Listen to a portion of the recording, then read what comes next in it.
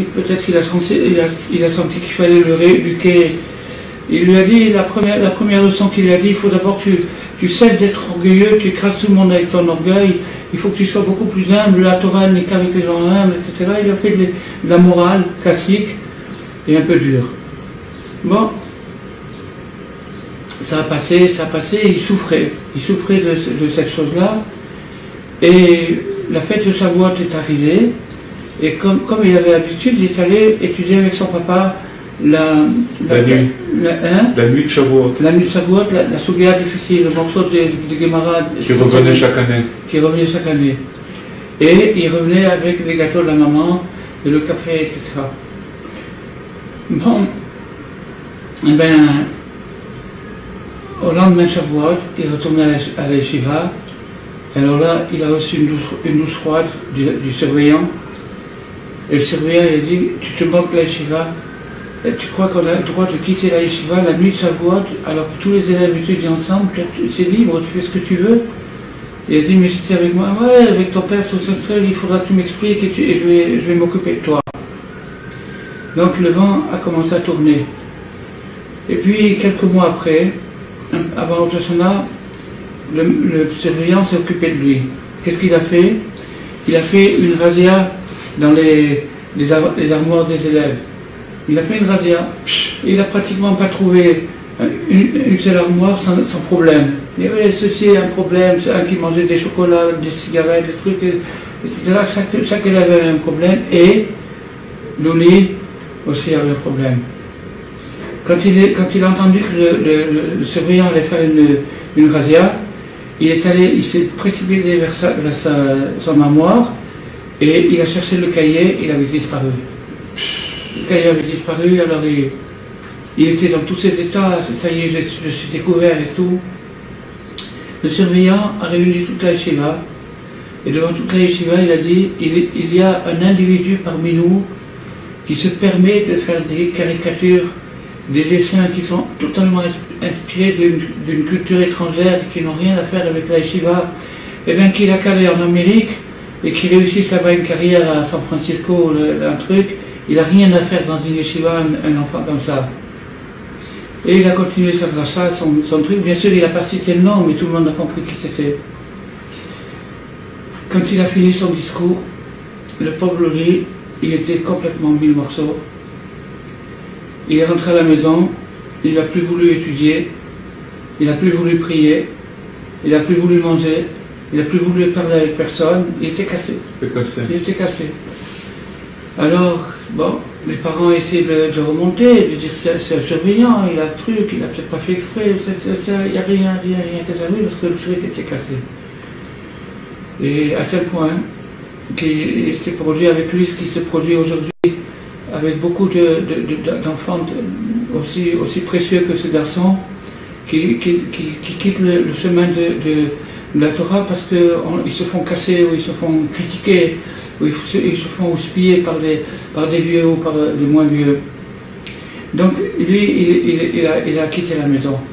Il a commencé à quitter la maison. Il est venu à Tel Aviv. Ici à Tel Aviv. Il est venu à Tel Aviv et puis il a commencé à faire la bohème, le hippie. Il a commencé à laisser pousser ses cheveux longs, à enlever la kippa, à jouer de la guitare, et il a trouvé, pour gagner sa vie, d'aller faire des portraits sur la promenade de Tel Aviv. Alors il faisait des portraits pour 10 shekels. Vous voulez votre portrait? Il faisait avec un bonnet, une caricature. Et il vendait ça 10 shekels, et avec la guitare, ça lui faisait de quoi survivre. Et comme ça a duré pendant 4 ans. Et naturellement, quand on est dans un endroit comme ça, on se comporte comme l'endroit, et petit à petit, il s'était éloigné complètement de la tradition, et il a fait la vie de bohème. Un jour, c'était un petit peu avant Shavuot, il était au bord de la mer, c'était au soleil couchant, et il a vu un espèce de vieux hippie qui avait une guitare et une kippa. Et ce vieux hippie lui a dit, qu'est-ce que tu fais mon petit? Il a dit, ben voilà, je fais des dessins et tout, est-ce que je peux vous faire votre portrait pour 10 shekels? Il a dit non, moi ce qui m'intéresse c'est le peintre, pas la peinture. Je voudrais savoir, je voudrais que tu me racontes ta vie. Alors il s'est senti en confiance, il a commencé à s'ouvrir et à raconter sa vie. Ce vieux hippie en question, c'était... Shalom les amis, bonjour à tous et à toutes, Bezat Hashem. Shalom, shalom à l'île de la Réunion, océan Indien, à tous ceux qui se débattent dans l'océan des problèmes de ce monde. Et Besrut Tzadik, on va avancer. Il faut aller il faut Shlema pour le Rav Besançon, Israël Yitzhak Ben Fortuné, Bezat Hashem.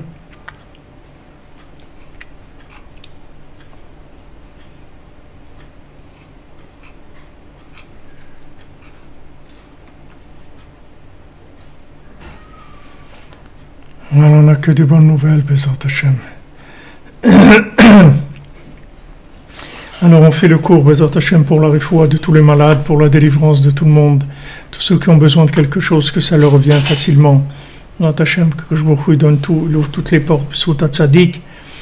Particulièrement, il faut pour Sandrine Bat Janine, Janine Bat Eglantine, Mima Bat Nejma, Chaya Catherine Bat Esther, René Chaim Ben Clara, Israël Ben Sarah, Chaya Bat Rachel, Jean-Hilaire Elan Negmema, David Didier Ben Abraham, Allegria Frecha Bat Rachel, Solange Mat Marcel Abitbol, Céline Rachel Bat Janine Chana, Myriam Bat Sarah, Abraham Ben Mima, Séverine M. Salem Bat Simon, Sylvie Sarah Bat Léa, Maurice Moshe Ben Marguerite, David Ben Claire, Menachem Claude Ben Yehuda et Rachel, Nina Nadine Bat Mazal, David Raphaël Ben Masouda Cohen, Lilou Nishpat à la mémoire de Messaoud Ben Moshe et Clara, Messaouda Bat Simcha, Oshri Assouline, Daniel Mona Ben Louis, Rosalie Bat Rachel, Refoua Shlema pour Sarah Bat Emmanuel, Shalom Bayt pour Didier Ben Yosef, Zivouk pour Jérémy Ben Laurence.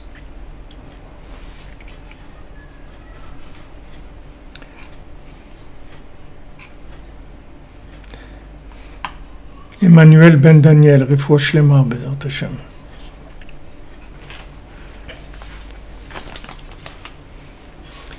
Voilà, on avance. Ok, alors dans le Torah 54,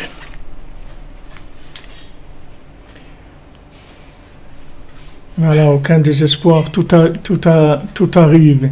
Il y a des délais de livraison, c'est tout. Mais tout arrive, Bezat Hashem. C'est vrai, aujourd'hui, c'est la Iloula de Rav Nachman Morodinka. Je vous ai vu, c'est-à-dire, j'ai vu la photo que vous avez envoyée, merci beaucoup. Rav Nachman Morodinka, le grand-père de Rabbeinu. Asherenu.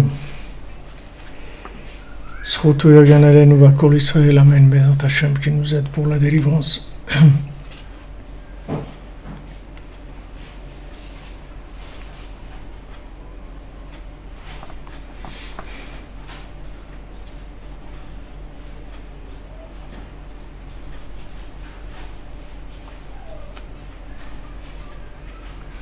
Alors, pour garder la mémoire, il dit Rabbi Nathan qui rapporte, c'est le Kitsour sur la Torah 54, le résumé, que dès l'ishmor et azikaron, tzarich l'ishmor et asmo shelo yipol lera'ayin sheimitat alev.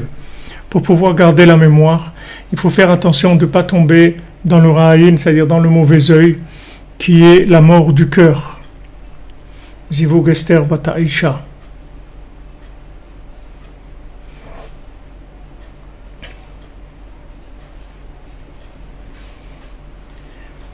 D'accord, pour garder la mémoire, il faut faire attention de se protéger, de ne pas tomber dans le mauvais œil qui est la mort du cœur. Que la mort du cœur, elle amène de l'oubli. Le mauvais œil, ça amène de l'oubli et ça amène automatiquement un problème dans la mémoire. Et son cœur est mort en lui. Et il ne va pas pouvoir se rappeler de son but éternel. Qu'on doit se souvenir de ça chaque jour. Et attacher sa pensée au monde futur. Et maintenant, à cause du mauvais œil, il ne peut pas mettre son cœur dans ces choses-là, c'est-à-dire il ne peut pas s'intéresser à ça ou se préoccuper de ça. Comme il dit Rabbi Nathan dans la préface du Likutei Halachot, il dit, moi j'ai écrit ce livre que pour ceux qui pensent qu'un jour ils vont être dans une tombe et ils se demandent comment on va faire. C'est pour cela que j'ai écrit le Likutei Halachot. Je n'ai pas écrit le Likutei Halachot pour emmener des belles paroles sur la paracha ou des belles paroles de Kabbalah ou autre. J'ai écrit un livre de solutions. Ce sont des solutions, des conseils pour des gens qui ont un problème, c'est qu'ils ne savent pas comment ils vont faire pour arriver à s'en sortir. Une fois qu'ils vont être dans la tombe, qu'est-ce qu'on fait? C'est comment là-bas? C'est-à-dire, qu'est-ce qu'on doit faire? Quelles sont nos réactions? Comment on fait? Qu'est-ce qui va nous aider? C'est ça le souci qu'ils ont. Alors pour ces gens-là, j'ai écrit le Likutei Halachot. Donc ça c'est la mémoire, c'est-à-dire de pas perdre la mémoire, de garder la connexion, la mémoire vive, c'est-à-dire que ça soit dans la partie de la mémoire vive, pas la mémoire de stockage dans la cave ou au grenier. La mémoire vive, c'est-à-dire que maintenant, ce sont des connaissances vivantes dans le cœur, pas des connaissances qui sont stockées dans un album, dans le grenier ou quelque part. Ce sont des connaissances vivantes. Donc quand on a une connaissance vivante, ça entraîne automatiquement une recherche d'une solution, une recherche à avancer, comment on va faire pour résoudre ce problème. Alors ce qui nous apprend Rabbeinu, c'est que maintenant le mauvais œil, ça entraîne la mort du cœur, que le cœur est mort à l'intérieur de l'individu. Son cœur est mort, et comment son cœur est mort, il ne peut pas du tout se penser à l'autre monde, qu'est-ce qu'il va faire dans l'autre monde, comment ça va se passer. Donc le mauvais œil, il entraîne automatiquement la mort du cœur. Alors on a vu ce mauvais œil-là, c'est le mauvais œil du pouvoir, c'est-à-dire c'est le mauvais œil sur la royauté, c'est le mauvais œil sur le bien qui est en nous, qu'on ne laisse pas ce bien s'exprimer. Maintenant, ce mauvais œil sur le bien qui est en nous, qu'on ne veut pas laisser vivre, qu'on ne veut pas laisser naître, se réaliser, même si quelqu'un, il est là dans ce monde et il fait des choses, même s'il fait des mitzvot, etc. Mais est-ce que maintenant, il fait ce pourquoi il est venu ici? C'est-à-dire que chacun a un but ici, a des capacités, a une sensibilité, a quelque chose, a Hachem lui a donné des dons, chacun a des dons, même si c'est des chaussures à trois coins, mais Hachem il a donné quelque chose d'unique à chacun, qui est son but sur terre, sa façon de vivre son passage. C'est-à-dire pour tous les gens du voyage, tous les gens qui sont là sont des gens du voyage, des gens qui font que passer. Une fois le Chafetz Chaim, il a invité quelqu'un qui n'avait pas où dormir, il a invité chez lui et il lui a préparé un lit. Et le Chafetz Chaim, il s'est allongé dans le lit pour voir s'il était confortable. Alors la personne qui était l'invité lui a dit, ne vous dérangez pas, Rav et tout. Moi, je suis juste de passage, c'est tout. Alors vous dérangez pas pour le lit et la qualité du lit et tout. Alors Chafetz Chaim, il lui a dit, moi aussi je suis de passage. On est tous, c'est un monde de passage. Mais dans ce passage-là, on fait des choses. Donc maintenant, cette conscience qu'on est dans un monde de passage, si vous le dites aux gens, tout le monde sait ça. Tout le monde le sait. Il n'y a personne qui dit non, moi je pense que exceptionnellement, pour moi, il y aura une super promo que je vais vivre 2000 ans. Je ne le souhaite pas en plus parce que 2000 ans dans ce monde, ça fait long. Comme on dit, c'est le long métrage, c'est du métrage très très long. Mais les gens, ils peuvent penser qu'ils sont là éternellement, etc. Maintenant, les gens, ils savent ça. Prenez un micro, allez dans la rue interviewer les gens et de vous poser une question aux gens. Vous dites, pardon monsieur, je voudrais pour vous poser une question. Est-ce que vous savez que un jour vous allez vous mourir? Il va vous dire, bon, soit il s'énerve et il dit, écoutez, j'ai pas le temps, etc. Mais disons s'il vous répond, il va dire, oui, oui, je sais que c'est quelque chose de naturel, c'est normal. Il dit, ok, qu'est-ce que vous pensez qui va se passer? Est-ce que vous avez pensé à ce moment-là, à vous préparer à ce moment-là? Quelqu'un se prépare, quelqu'un il doit se marier, il prépare son mariage. Quelqu'un il doit aller à la retraite, il prépare. Quelqu'un il doit déménager, il prépare ses valises. D'accord? Maintenant, quand c'est le grand déménagement, alors on se demande, bon, qu'est-ce qu'on va emmener, qu'est-ce qu'on va pas emmener, comment on se prépare, etc. Alors on dit, pardon monsieur, qu'est-ce que vous avez comme idée de la mort, comment ça passe, etc. Et vous allez voir que là, ça va commencer à bugger. Parce que, bien que les gens, ils vont vous dire qu'ils pensent qu'ils savent très bien qu'ils vont mourir, ça c'est dans une connaissance du grenier, une connaissance de la cave, une connaissance des albums. Mais une connaissance dans la mémoire vive, ça c'est autre chose complètement. Donc maintenant, nous, ce qui nous intéresse, c'est la connaissance vivante. La connaissance qui est stockée et qui n'a aucune répercussion dans notre vie, elle n'a aucune importance pour nous, elle ne nous sert à rien. Elle remplit le grenier, c'est tout. Et si on ne l'avait pas, on aurait de la place au grenier, on aurait pu peut-être faire une chambre d'amis ou quelque chose, aménager le grenier. D'accord? Maintenant, on a plein de connaissances. Ces connaissances, elles nous servent à rien. C'est ça le ra'in. Le mauvais œil, c'est ça. Le mauvais œil, c'est ce qui empêche de traduire la connaissance dans le réel. D'accord? C'est-à-dire que quand maintenant vous apprenez quelque chose, il vous bouche le cœur pour que vous ne fassiez pas rentrer cette connaissance dans votre cœur et que vous ne commenciez pas à vous occuper de vous-même, à vous occuper de votre vie. Vous allez vous occuper de plein de choses. Vous allez changer les rideaux de la salle à manger, vous allez aller faire vérifier le moteur de la voiture, vous allez avoir vos papiers en règle, vous allez faire ce qu'il faut pour que la porte de la maison ne grince pas, pour la faire huiler, etc. Vous allez préparer votre épargne, vos vacances, votre retraite, tout ce que vous voulez. Mais l'autre monde, tout ce qui concerne l'autre monde, il ne va pas vous laisser. Il ne va pas vous laisser faire. Il va dire non.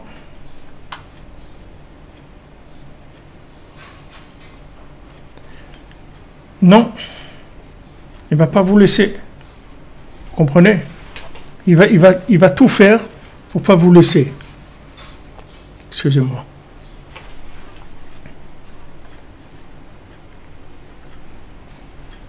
Voilà, exactement. Comme vous dites, votre ego, les connaissances, ce sont juste des données, c'est tout. Excusez-moi.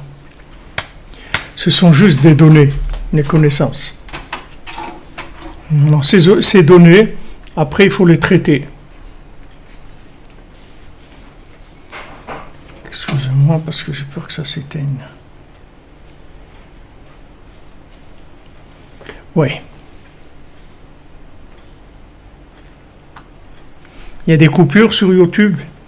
S'il y a des coupures, alors peut-être c'est l'image qu'il y a derrière qui prend trop de mémoire. On va changer ça parce que si ça gêne dans la diffusion, c'est pas le but. C'est pas le but du tout.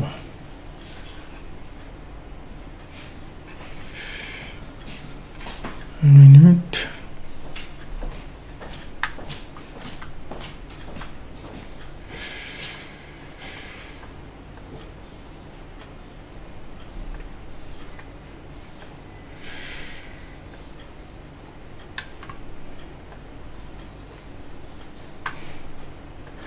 Voilà, j'espère que ça va aller mieux là. Donc maintenant, voilà, les enseignements, c'est ah merci de dire qu'il n'y a pas de problème. Enfin, j'ai allégé la bande passante pour que ça soit, pour que ça passe mieux s'il y avait un problème. Donc maintenant, voilà, on a une connaissance, d'accord? Cette connaissance, on veut la vivre, d'accord? Maintenant, comment le Yetzer Hara vient? Il nous attaque dans la mort du cœur. Comment il a fait le serpent? Il est venu, il a maintenant la seule connaissance qu'ils avaient, Adam et Chava, c'est qu'il ne fallait pas manger du fruit de l'arbre de la connaissance du bien et du mal, d'accord? C'est la seule connaissance qu'ils avaient. À part ça, ils n'avaient rien. Ils n'avaient pas de livre de Torah, ils n'avaient pas de livre de marketing, ils n'avaient pas de livre sur la vie des animaux, des trucs, rien. Ils n'avaient rien. Ils avaient une seule chose. Hachem, il a dit, voilà, vous pouvez manger de tous les fruits, mais ça, vous ne mangez pas. C'est tout. Voilà, c'est tout ce qu'ils avaient. Donc, qu'est-ce qu'il a fait le serpent? Il est revenu. Il a commencé à leur faire du Lachon Hara sur Hachem. Il leur a dit, vous savez, en fait, Hachem, pourquoi il ne veut pas que vous mangez de ça? Parce que lui, ce fruit, il le réserve pour lui. Parce que lui, il a l'exclusivité de la création. Donc, il sait que lui-même, il a mangé de ce fruit-là pour pouvoir créer le monde. Donc, il sait que si maintenant vous mangez de ce fruit, alors vous allez vous devenir vous-même des créateurs. Et ça, il ne veut pas. Donc, c'est pour ça qu'il vous a dit de ne pas en manger. Ça, c'est le discours que le serpent, il a eu à Chava et ensuite, après, qui a été retransmis en live, en direct chez Adam Arishon. D'accord?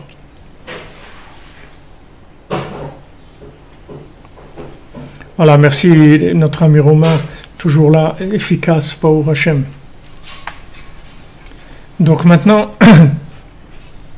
il leur a fait du Lachon Hara sur Hachem. Avec ça, il a entraîné la mort du cœur, comme il nous dit Rabbeinu dans cette Torah, que le Lachon Hara, ça tue le cœur. C'est-à-dire que quand maintenant on fait de la médisance, ou qu'on reçoit de la médisance, ça tue le cœur. C'est-à-dire que la médisance, c'est l'outil de déconnexion. Ça, on le vit tous les jours. Quand on entend parler du mal de quelqu'un, c'est terminé. Par exemple, si vous avez besoin vous avez besoin d'un cordonnier, ou vous avez besoin d'un électricien, d'un plombier. Alors vous avez trouvé une adresse, etc. Maintenant, il y a quelqu'un qui passe et qui voit que vous avez cette adresse, il dit « Ah, c'est ce plombier-là, mais moi j'ai déjà eu affaire à lui, bon, il n'est pas bien, il ne travaille pas bien et tout. » Bon, c'est terminé, ça y est, vous avez réglé l'affaire. C'est-à-dire que c'est terminé, vous avez déconnecté de la chose. C'est-à-dire que le Lachon Hara, ça déconnecte. C'est l'outil de déconnexion par excellence. C'est-à-dire c'est la mort du cœur, ça veut dire que, en fait, la connaissance avec le Lachon Hara, ça ne nous sert à rien parce que on ne va jamais la vivre, cette connaissance. C'est bien beau, mais c'est des vitrines, c'est tout. On est devant des vitrines. C'est beau, c'est magnifique, etc. Extraordinaire. Mais je ne peux rien en faire, je peux pas le prendre, je ne peux pas le vivre, ça ne peut pas venir chez moi. Donc Rabbeinu, il est venu dans le monde pour réparer ça. Il a dit Lev Bassar, Breslev, un cœur de chair. C'est le contraire du cœur de pierre. C'est le contraire du cœur de pierre. Et justement, qu'aujourd'hui, c'est la Iloula de Rav Nachman Orodinke, le grand-père de Rabbeinu. En Nachman Orodinke, il avait quelque chose, c'est qu'il avait demandé à Hachem de n'entendre que des paroles de Torah. C'est-à-dire qu'il a demandé à Hachem que si maintenant il y a des paroles, des gens qui disent des choses, qui parlent d'une chose ou d'une autre, qu'ils soient sourds pour ça. Et c'est ce qui lui était arrivé. C'est-à-dire que le Rav Nachman Orodinke, il n'y a que si on parlait des paroles de Torah qu'il entendait. Sinon, il était sourd. Mamash, il avait reçu ça comme cadeau d'Hachem après ses prières. Mais le Baal Shem Tov, il n'était pas très content de ça. Le Baal Shem Tov, il n'aimait pas qu'on demande des outils un peu spéciaux à Hachem. Le Baal Shem Tov, il allait selon, c'est-à-dire que le Baal Shem Tov, c'est la cordonnerie. C'est-à-dire le Baal Shem Tov, il estime que les moyens qu'on a mis à ta disposition, ce sont les moyens dont tu as besoin pour réussir à faire ce que tu as à faire dans ta vie. Maintenant, de demander à Hachem des moyens un petit peu extraterrestres, c'est-à-dire un petit peu qui dépassent un peu la norme humaine, le Baal Shem Tov, il n'était pas pour ça. Donc, une fois, quand ils étaient assis avec les élèves du Baal Shem Tov, il y avait Rav Nachman Orodinke, le grand-père de Rabbeinu, qui était là. Et le Baal Shem Tov, il a commencé à faire des louanges sur Rav Nachman Orodinke, en train de dire, voilà, regardez quel tzaddik qu'on a ici, c'est Rav Nachman Orodinke, quel homme extraordinaire, etc. Et lui, il regardait comme ça, comme il n'entendait pas. dès qu'on parlait pas de la Torah Mamash, il n'entendait pas. Donc il n'entendait rien. Alors ça fait un peu rire les gens parce que le Baal Shem Tov, il était en train de lui faire des louanges, de faire des compliments sur lui, sur sa grandeur, etc. Et lui, il était assis à côté comme s'il c'est pas que comme s'il n'entendait rien. Alors c'était un peu rigolo et on dit que le Baal Shem Tov, il a fait ça parce que il n'était pas très satisfait de ça. Il aimait pas ça, le Baal Shem Tov. Le Baal Shem Tov, il estime que si tu es un cordonnier à 3 coins, ça veut dire c'est ça ton chemin. Et la preuve, c'est que nos cordonniers, il arrive à être ministre sur tous les ministres, et il arrive après à toutes les chormontes, à toutes les connaissances, et tout ce qu'il a besoin, il va obtenir tout. Seulement son point de départ, et c'est avec ça. C'est ça ses conditions de vie dans ce monde. Et il n'y a pas à remettre en question ça en demandant des super pouvoirs ou des choses comme ça. Et Rav Nachman Rodinke aussi, il a enterré Hashem à Tveria, il était en Eretz Israël, mais il n'est pas resté, il n'a pas vécu longtemps en Eretz Israël. Il a vécu moins d'1 an, je pense, ou 1 an, il n'est pas resté de nombreuses années en Eretz Israël. Et il voulait monter en Eretz Israël depuis longtemps, mais le Baal Shem Tov, il ne le laissait pas monter en Eretz Israël. Alors une fois il est venu, Rav Nachman Rodinke, pour vous dire que les problèmes de la Aliyah, est-ce que je fais la Aliyah ou pas, c'est pas quelque chose d'aujourd'hui. Il y a toujours eu ce problème-là, et même chez les tzadikim, ils se posaient toujours la question, est-ce qu'ils doivent vivre en Israël ou pas. Alors, une fois, Rav Nachman Rodinke, il est venu, il a demandé au Baal Shem Tov, il a dit, Rabbi, je voudrais monter en Eretz Israël et tout, qu'est-ce que vous en pensez? Alors, le Baal Shem Tov lui a dit, Rav Nachman, va au mikvé. Va au mikvé. Ok. Le Rav Nachman Rodinke, il écoute, il va au mikvé, il se trompe, etc. Et il revient chez le Baal Shem Tov. Alors le Baal Shem Tov, il lui demande, non, Rav Nachman, qu'est-ce que tu as vu quand tu étais au mikvé? Il dit, voilà, la première fois que je me suis trempé, j'ai vu Eretz Israël. La deuxième fois que je me suis trempé, j'ai vu Jérusalem. La troisième fois que je me suis trempé, j'ai vu le temple. La quatrième fois que je me suis trempé, j'ai vu le Kodesh Kodashim. J'ai vu le Saint des Saints. Alors le Baal Shem Tov lui a dit, quand tu as vu le Saint des Saints, Rav Nachman, il y avait là-bas l'armoire, le Aaron avec les louchot. Est-ce qu'il y avait là-bas l'armoire avec les tables de la loi? Ce qui restait des tables de la loi. Est-ce que y était là-bas? Alors Rav Nachman il dit non, justement il n'y avait pas. Alors le Baal Shem Tov lui dit, Rav Nachman, tu sais pourquoi il n'y était pas? Parce que le Aaron avec les tables de la loi, ils sont ici à Medjibouz. D'accord? Shalom. Voilà, c'était réglé. Rav Nachman Rodinke, il n'est pas monté en Eretz Israël. Et quand le Baal Shem Tov est décédé, alors le Rav Nachman Rodinke, il allait tout le temps sur le kéver du Baal Shem Tov, prier. Et une fois, le Baal Shem Tov, il lui a dit, Rav Nachman, c'est ok, tu peux monter. Et là, il est monté en Eretz Israël. Donc, vous voyez que ces gens-là, ils étaient à des niveaux très élevés. Et ça n'empêchait pas que vous voyez, le Baal Shem Tov, il voulait qu'on reste fidèle à la cordonnerie, c'est-à-dire que maintenant, on fait avec ce qu'on a, on fait avec les moyens du bord, en se disant qu'en fait, ces moyens-là, ce sont des moyens optimisés par Hachem pour notre vie. Et si maintenant Hachem, il veut nous donner d'autres moyens, plus grande intelligence, plus grande perception des choses, un souffle divin, quelque chose, alors il va nous le donner. Mais commencer à demander des choses qui sont un peu extra communes, c'est pas tellement le chemin de la cordonnerie. Le chemin de la cordonnerie, c'est d'avoir ses moyens et de travailler avec ça. Et une fois qu'on a travaillé avec ces moyens-là, on va avancer et arriver à des choses extraordinaires qu'on ne peut même pas imaginer aujourd'hui, les niveaux auxquels on va arriver, en allant dans la simplicité par rapport à ce qu'on sait déjà, par rapport à nos capacités. Donc quand maintenant on entend une connaissance, Rabbi Nachman il dit, regarde, La connaissance, merci Merdi Bled. Que Dieu te bénisse. Béma, que Dieu soit avec toi. Et la connaissance, si vous voulez, c'est une information, d'accord? Cette information-là, il faut l'amener dans le cœur. Maintenant, Rabbi Nachman, il a dit, regardez, la connaissance, en fait, ça se mange en sandwich.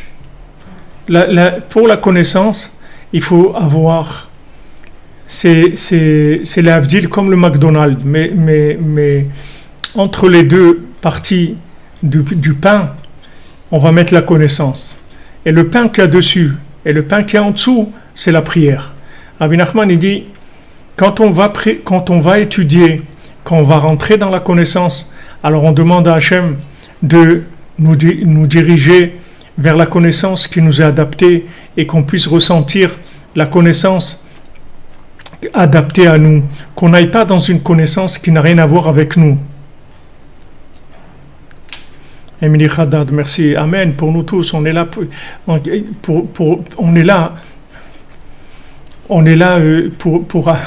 pour apprendre la simplicité. Notre étude, c'est l'étude de la simplicité pour y arriver.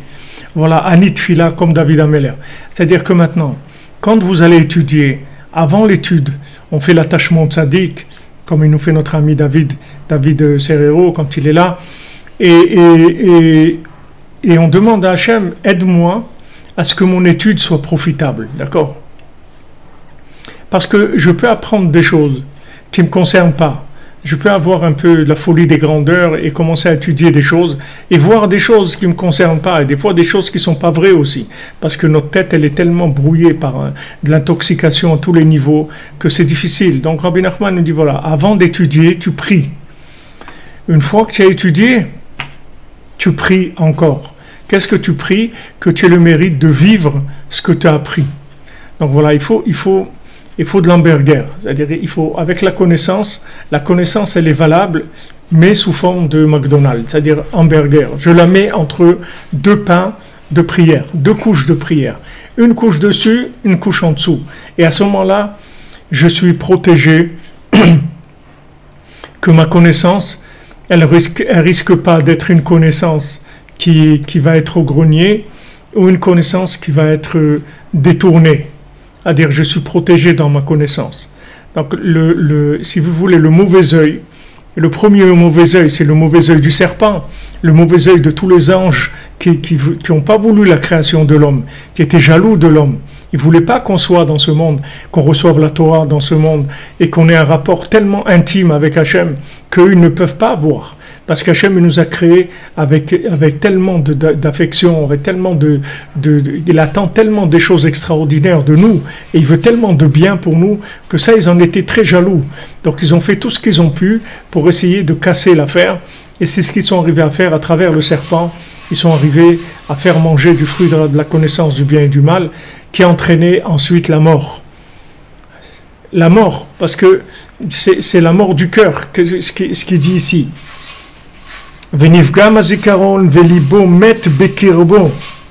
Et son cœur est mort en lui, et il n'arrive pas à se souvenir de son but éternel, de son but final. Pourtant on y va, comme quelqu'un qui va, Bezrat Hashem, vous allez bientôt venir à Ouman, etc. Alors maintenant, vous allez faire le voyage, vous allez acheter votre billet, tout ça, ça va disparaître, tout ce virus et tout ça, les portes vont s'ouvrir et Rabbeinu va nous accueillir ici avec les bras ouverts dans une joie extraordinaire. Il va y avoir des millions de gens qui vont venir, c'est pour ça que c'est arrêté, c'est pour marquer un arrêt, pour passer à la très grande proportion de gens qui vont venir, Bezrat Hashem. Donc vous allez venir, Bezrat Hashem, à Ouman très bientôt. Maintenant, vous ne pouvez pas, quand vous allez à l'aéroport, vous allez prendre votre passeport avec vous. Vous n'allez pas dire non, mais moi, bon, laisse tomber, hein, moi je vais à l'aéroport. À l'aéroport, il y a un avion, ouais, bon, ok, j'y vais, c'est tout. On va vous dire, attends, mais prends ton passeport, parce que sinon, tu ne vas pas pouvoir partir. Non, écoute, moi, j'aime pas ces genres de trucs, et il ne faut pas commencer à me faire de la morale, des trucs et tout. Moi, je prends l'avion, puis c'est tout. Bon, il va arriver à l'aéroport, s'il n'a pas de passeport, il ne va pas partir. Donc, tout le monde comprend ça. que maintenant, si on veut voyager, on va prendre ce qu'il faut, oui, parce qu'on pense au voyage, et on imagine un petit peu ce qu'il y a besoin. Et on va prendre ce qu'on a besoin. Peut-être il fait froid, on va prendre un pull, peut-être qu'il pleut, on va prendre un parapluie, peut-être toutes ces choses-là. On y pense, d'accord? On y pense, pourquoi? Parce qu'on sait qu'on y va. On vit déjà la scène dans l'imaginaire, on fait de la projection, et on sait à peu près ce qu'on a besoin. Maintenant, s'il y a des trucs exceptionnels auxquels on n'a pas pensé, on n'a pas pensé. Mais au moins, ce qu'on a pensé, qu'il faut des vêtements, il faut ça, ok, ça on y pense, on y va. Maintenant, pourquoi le monde futur, tout le monde sait qu'on va y aller, et les gens ne préparent pas, comme dit Rabbi Nathan dans les côtés de Philon. Je vais dans un autre monde, je ne me suis même pas préparé un petit sandwich pour la route, je ne sais même pas comment je vais arriver là-bas.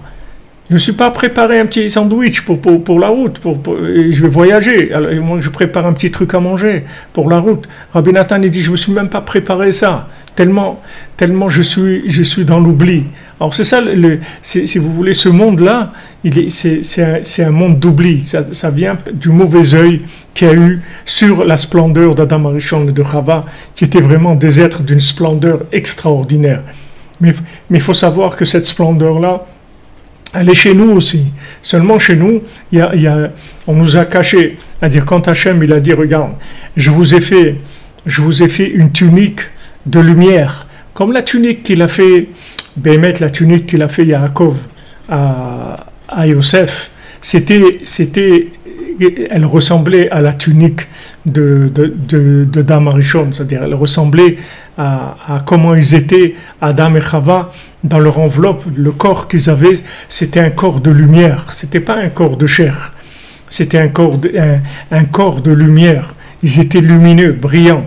Alors ça, les anges et toutes les créatures mal intentionnées qu'il y avait dans ce monde, ils étaient jaloux terriblement d'eux.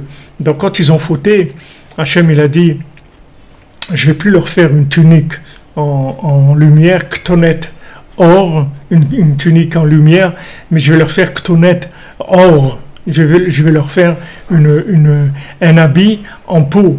C'est-à-dire, aujourd'hui, on a de la peau, on a de la chair sur nous. Mais avant, on n'avait pas cette chair-là. C'était transparent. C'est-à-dire qu'il n'y avait pas du tout de choses qui empêchaient de voir. Il y avait une lumière extraordinaire qui se dégageait de chaque individu. Il faut savoir qu'aujourd'hui aussi, cette lumière, elle est là. Seulement, elle est cachée par la chair.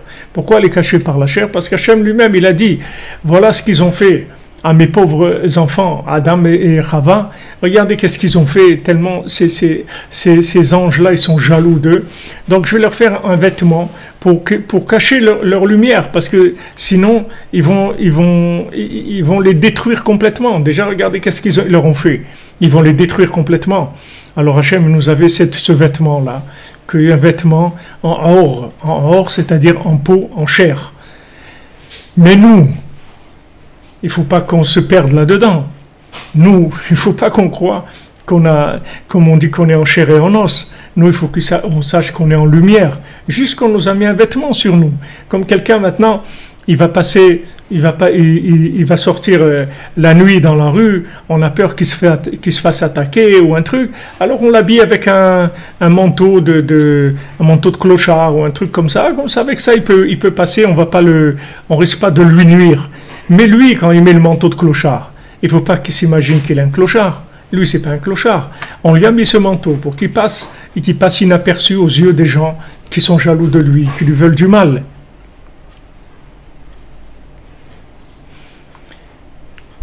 Vous demandez pourquoi on nous a rajouté de la graisse, parce que la graisse, on ne nous l'a pas rajoutée, c'est nous qui mangeons trop. On ne nous a pas rajouté de la graisse.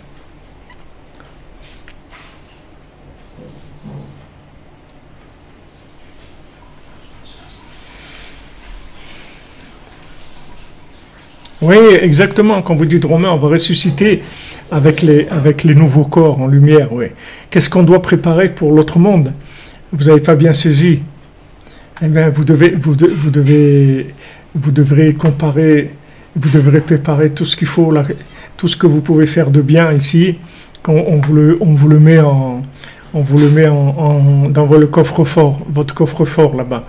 Vous avez un coffre-fort avec un code. Ce code-là, c'est votre âme. Et quand à 120 ans, vous allez arriver là-bas, vous allez avoir le code pour entrer dans votre coffre et prendre tout ce que vous avez pu déposer là-bas.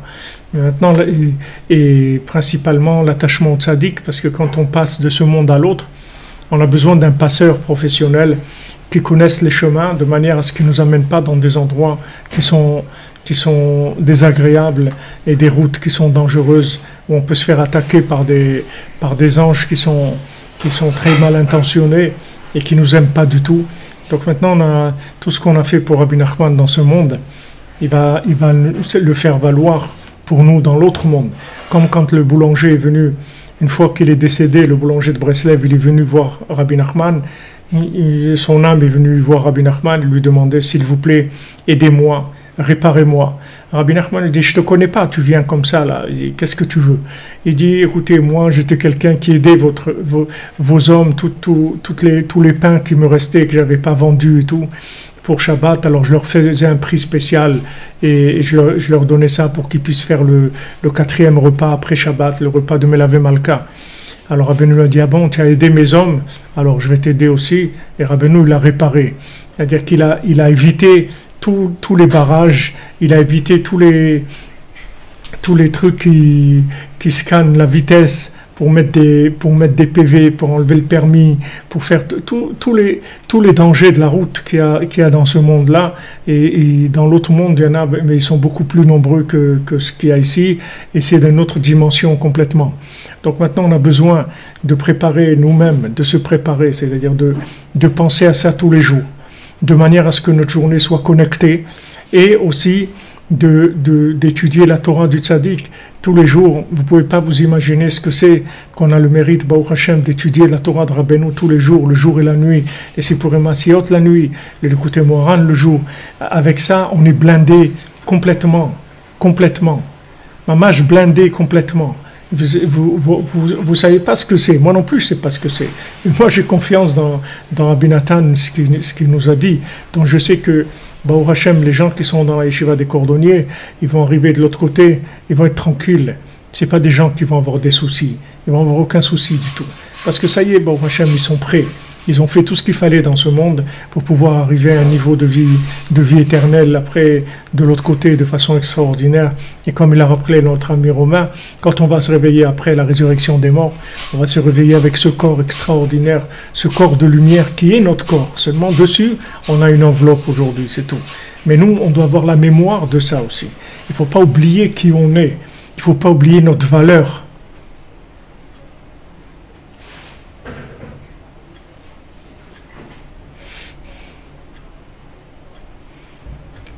Exactement. L'antidote 148, exactement. Mamash.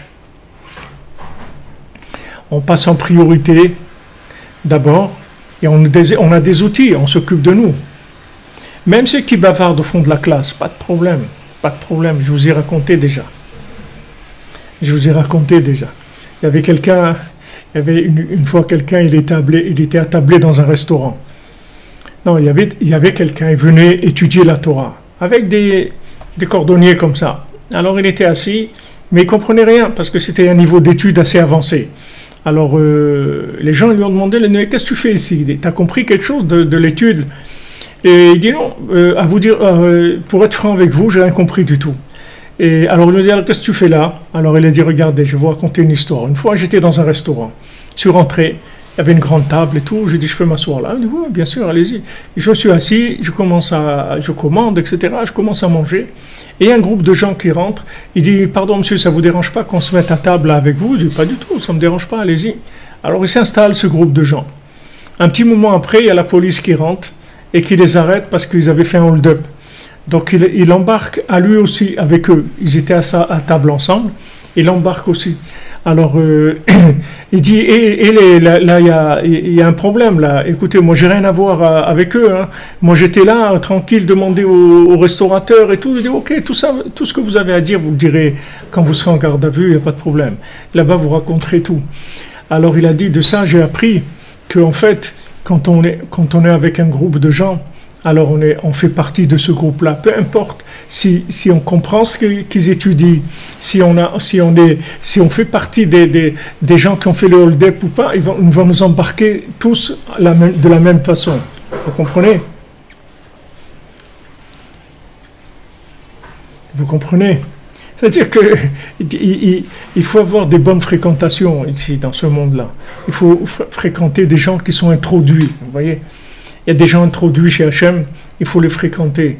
Donc ça, si vous voulez, c'est la recherche de la mémoire. Quand maintenant, on sait que notre connaissance, elle ne nous a pas amené à vivre comme on devait vivre, parce qu'on sait exactement ce qu'il faut faire. On se dit, même si on ne sait pas 100%, mais disons à 80%, on sait ce qu'il faut faire et ce qu'il ne faut pas faire. Maintenant, on n'arrive pas. Pourquoi on n'arrive pas? C'est uniquement une question de mémoire, parce qu'on a si vous voulez, c'est comme un ordinateur. Vous pouvez, si vous avez un ordinateur, il va vous laisser installer un programme. Vous allez installer un programme, d'accord? Un super programme, je ne sais pas, AutoCAD, des trucs comme ça qui demandent beaucoup de mémoire. Vous allez installer le programme, pas de problème. Vous avez assez sur le disque dur pour installer le programme. Maintenant, quand vous allez vouloir ouvrir le programme, il va vous dire, vous ne pouvez pas ouvrir ce programme sur votre système. Vous ne pouvez pas. Le système que vous avez dans vos ordinateurs, il n'est pas assez puissant pour pouvoir ouvrir ce programme. Donc, allez désinstaller le programme parce qu'il ne sert à rien, il n'est pas pour vous. Donc, la connaissance, c'est exactement comme ça. C'est-à-dire, quand vous prenez une connaissance, il vous laisse prendre la connaissance. Dès que vous voulez ouvrir le programme, c'est-à-dire vivre cette connaissance, vous voyez bloquer, le système il se bloque, vous n'arrivez pas. Mais comment? Mais je sais des choses. Ok. Allez, vis-les. Vis-les.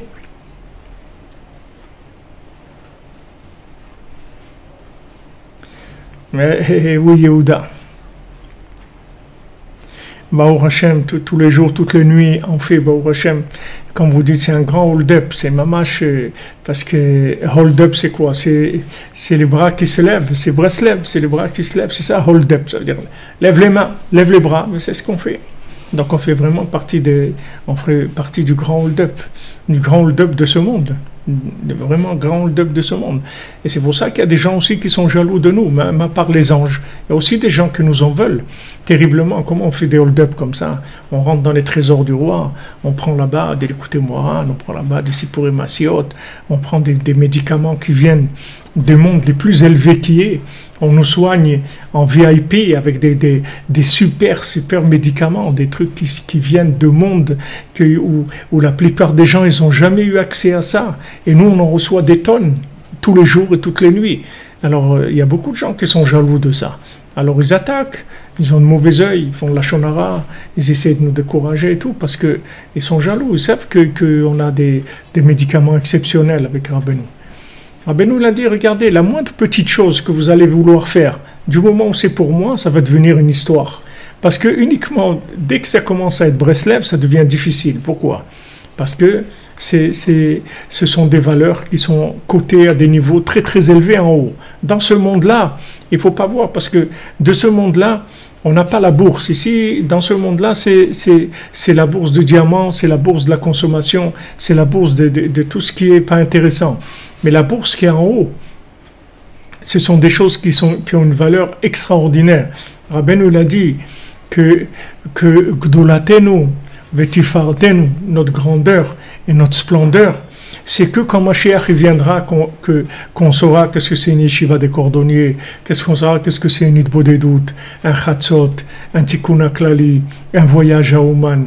Tout ça dans ce monde, vous pouvez pas le voir. On a des fois, il y a eu des histoires, comme je vous ai raconté, il y avait Rav Shmuel Horowitz, Rav Shmuel Shapira, des gens qui ont voulu échanger des tikkun klali et après ils ont dit heureusement quand ils étaient dans l'autre monde. Une fois, c'est Hirschleib Lepel, c'était un des grands Breslevers qui avait à Ouman, qui est monté en Eretz Israël. Une fois, quelqu'un, il a supplié, il a dit, regarde, moi je ne peux pas aller à Ouman, les frontières sont fermées et tout. Alors donne-moi un tikkun klali que tu as fait à Ouman, le pire de tous ceux que tu as fait. Maintenant, Hirschleib, il a vécu des années et des années à Ouman. des années, je ne sais pas combien d'années, mais il en a fait des milliers de Tikkun HaKlali à Ouman. Alors Hirschleb, c'est un homme qui avait bon cœur et tout, lui a donné. Il a dit, ok, je te donne le Tikkun HaKlali, le pire que j'ai fait à Ouman, je le donne. Et quand il est arrivé de l'autre côté, il est venu en rêve à celui à qui il a dit le Tikkun HaKlali, il lui a dit, tu sais pas comment il me manque ce Tikkun HaKlali que je t'ai donné. Ici, il me manque terriblement. Donc vous voyez, si on avait les mouvements de la bourse avec le tableau en face de nous, qu'on voyait ce qui se passe de l'autre côté, on n'aurait plus de libre arbitre. Tout le monde foncerait sur ces valeurs-là. Il y aura personne tout le monde ferait, comme des fois j'ai eu des gens ici qui sont venus mettre des Français comme ça, des gens qui viennent d'arriver, qui viennent de faire tchouva, qui viennent se rapprocher, et quelqu'un, il est venu me voir, il m'a dit, Rav Ifrah, voilà, je voulais vous dire, aujourd'hui, j'ai fait 100 Tikkun HaKlali sur le Tziyun, sans m'arrêter, un derrière l'autre, j'en ai fait 100 de Tikkun HaKlali. C'est extraordinaire. Maintenant, 100 Tikkun HaKlali, ça prend environ 10 heures pour faire 100 Tikkun HaKlali. C'est à peu près 10 à l'heure dans une vitesse assez avancée déjà. Ça lui a pris 10 heures, le bonhomme. Il a pu faire 10 heures de Tikkun HaKlali sans interruption sur le Tziyun de Rabbeinu. Vous savez quelle valeur ça, c'est des choses qui sont incroyables, uniquement par la émouna, par la cordonnerie, c'est tout. Que par la cordonnerie, pas par la connaissance, parce que la connaissance, elle ne peut pas laisser avoir accès à des choses aussi extraordinaires. C'est que la cordonnerie qui peut donner une force émotionnelle pour pouvoir réaliser des choses extraordinaires. Et surtout, écoutez le tzaddik, même si on ne fait pas 100 Tikkun HaKlali, on en fait un, Baruch Hashem, c'est extraordinaire, et il faut savoir que ça a une valeur. On est obligé de le rappeler, parce que malheureusement, comme on vit chez Esav, il est toujours en train de nous démonter la valeur, il est toujours en train de nous mépriser ce qu'on fait, comme on voit dans la paracha, quand Moshe Rabbeinu il a demandé, dans la paracha de cette semaine, dans Chukat, c'est pour Eretz Israël, en Chutz La'aretz c'est Korah, après on va rattraper, on va être dans la même paracha, mais Chukat Balak, après on va rattraper. Maintenant, dans cette paracha-là, il y a Moshe Rabbeinu, il demande à Esav, au roi de Édom, il lui dit, s'il te plaît, regarde, on doit passer par chez toi, parce que Édom, à Seir, la montagne de Seir, qui est l'endroit de Édom, de Esav, elle se trouve sur le côté d'Eretz Israël. Donc il lui a dit, Moshe Rabbeinu, au lieu qu'on fasse un détour énorme, alors laisse-nous passer par chez toi. On va faire attention, t'en fais pas, on n'abîmera rien, on n'utilisera rien de tout ce qui est à toi. En plus, on va acheter chez toi de quoi manger et de quoi boire, pour que tu gagnes, pour que les gens de ton pays gagnent. Et de là, la Rachid nous apprend que quand on va dans une ville, c'est bien d'acheter dans la ville le manger et tout, pour faire gagner les commerçants de la ville dans laquelle on a été.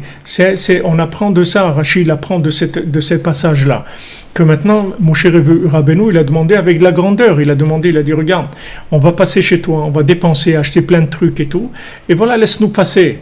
Et ça, il a dit, vous passez pas chez moi. Parce que Yaakov lui a dit, regarde, moi j'ai kol Yaakov.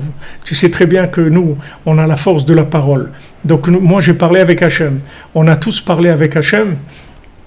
Et tu sais que quand nous on parle avec Hachem, il nous donne. Donc Hachem nous a donné maintenant la possibilité de rentrer, de retourner en Eretz Israël.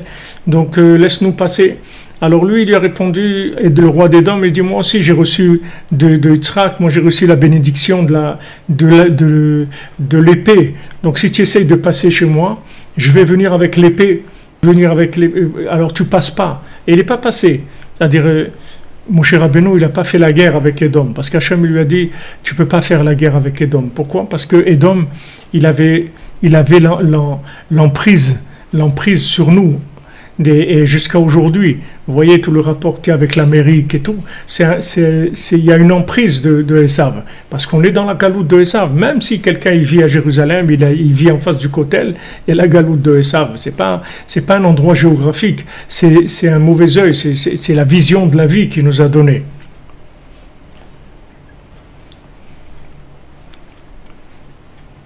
Merci Romain, super. Mais c'est extraordinaire. Des fois, je me demande si tu es dans l'Olam Haba ou dans l'Omazé. Tu connais toute la Torah entière. Tu nous sors tout là comme... C'est une merveille.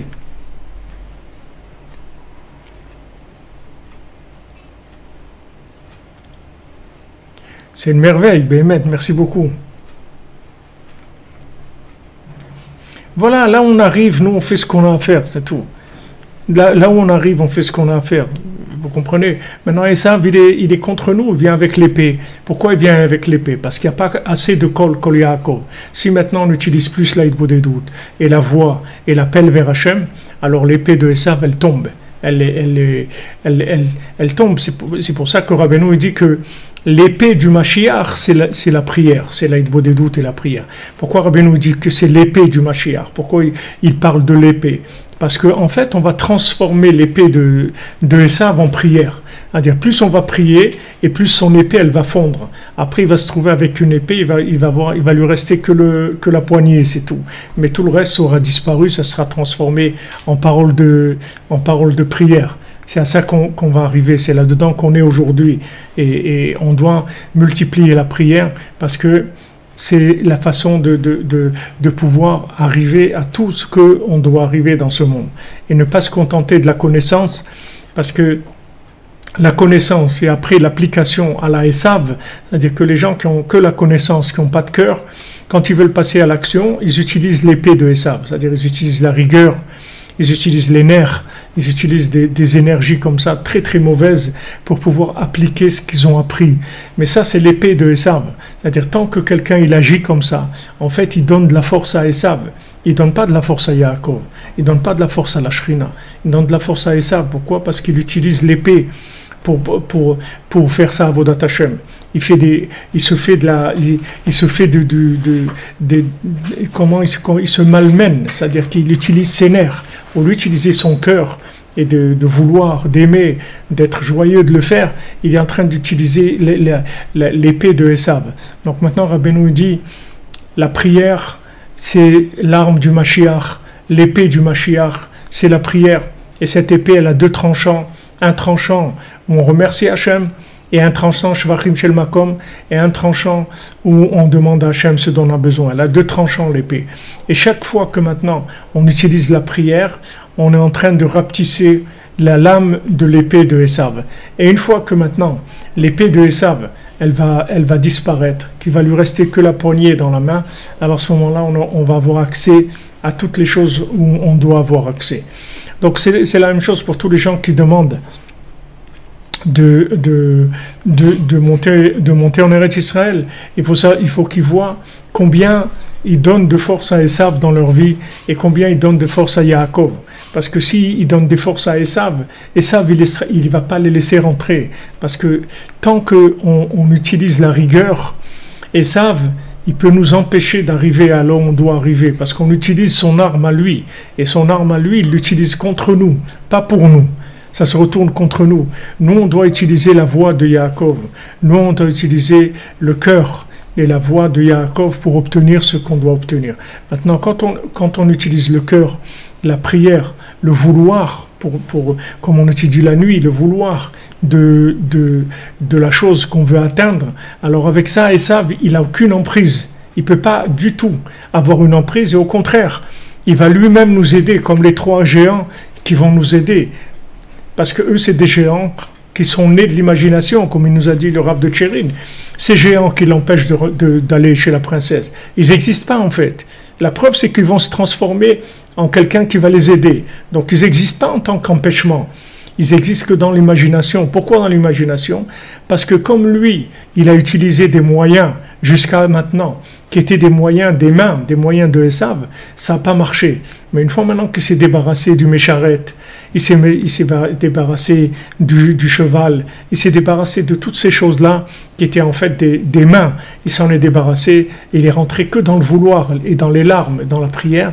À ce moment-là, tous ces géants-là, ils se sont retournés et ils ont eu leur véritable identité, c'est qu'ils l'ont aidé à trouver la princesse. Ils l'ont aidé, Mamash, à trouver la princesse. C'est grâce à eux qu'il a trouvé la princesse. Maintenant, ça c'est Esav. Esav, c'est le frère de Yaakov. Esav, c'est le corps de Yaakov. Le corps de Yaakov, c'est Esav. Seulement Esav, il n'a pas voulu faire partie, c'est-à-dire faire partie de la partie avec Yaakov, il a voulu se monter à son compte et faire que du corps, sans âme. Alors du corps sans âme, c'est horrible. C'est-à-dire quand maintenant vous avez appris quelque chose avec votre cerveau, vous avez le corps de la chose, mais l'âme, c'est pas, vous l'avez pas. Pour avoir l'âme, il faut utiliser la voix, il faut l'utiliser. Nafshi yatsa bedabero, mon âme, elle est sortie dans ma parole, c'est-à-dire qu'avec ma parole, je vais rentrer de l'âme dans mon corps. Et à ce moment-là, quand mon corps, il va être animé par mon âme, il va devenir mon meilleur ami, il va devenir mon soutien, il va faire des efforts énormes pour m'aider. Comme Rabbeinu l'a dit, aujourd'hui c'est interdit de faire des jeûnes.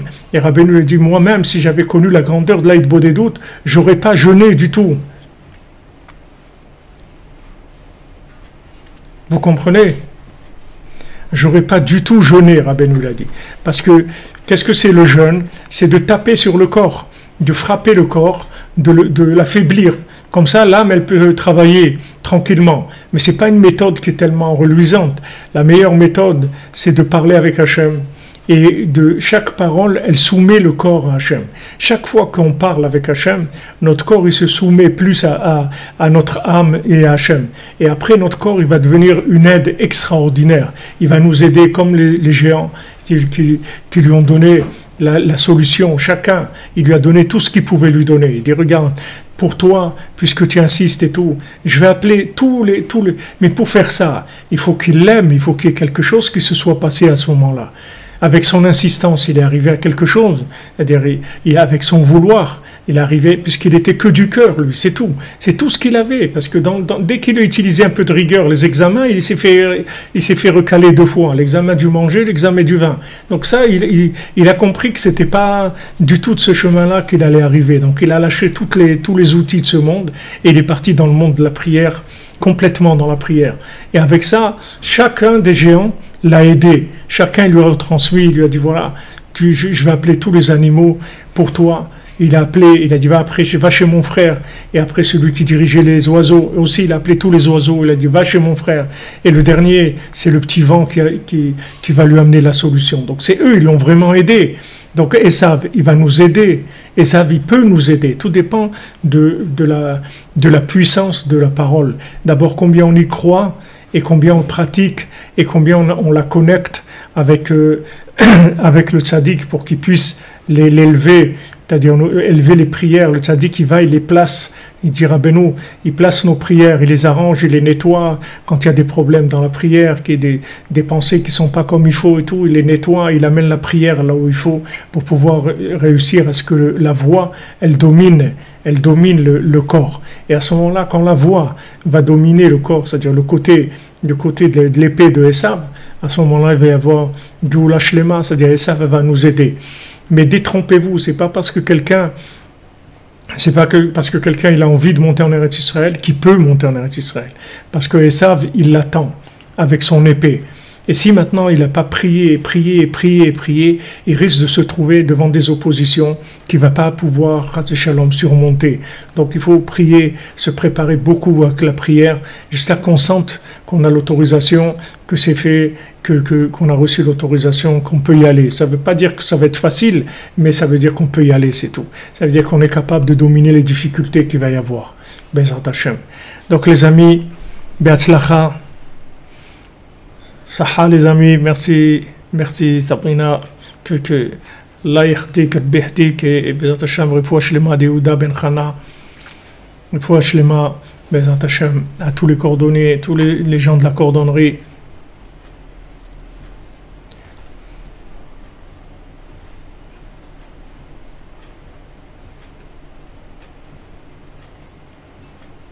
Tout à fait, Hachem nous a fait un chesed, que Esav, il n'a pas trop pleuré. Heureusement.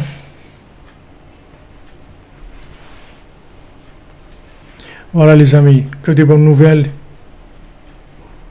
Eh bien continue, Michael Sebag. Chacune de tes prières, elle est écoutée, ne te fais pas de soucis. Oui, mais ça veut dire qu'il y a une maturité. Si quand il arrive en Israël, tout s'ouvre, ça veut dire que Béhémet, il était prêt. Shalom Bayit Emmanuel Ben Daniel et Abatrava.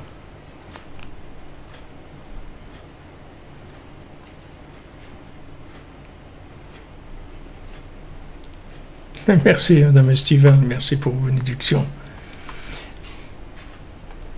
Et alors, Zivug pour Avi Yaakov Ben Yislen, Bezrat Hashem.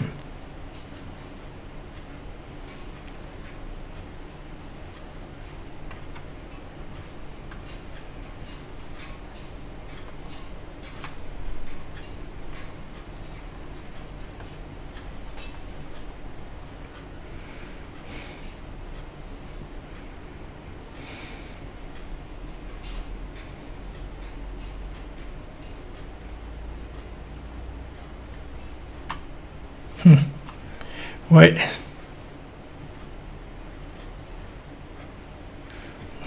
Non, pour le Mishkan, il y a 9 étages maintenant, Baruch Hashem. Je vais vous mettre une photo de comment il est aujourd'hui.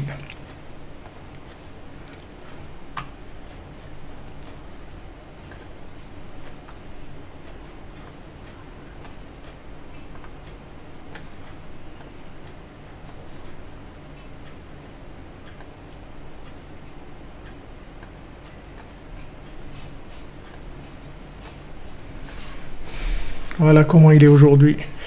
Vous avez le Mishkan. Alors à tout à l'heure, Bezrat Hashem. À tout à l'heure, Besorot Tovot. Que de bonnes nouvelles, Bezrat Hashem. On se voit cette nuit pour Sipurim Asiot. Bonne continuation, les amis. Que de bonnes nouvelles.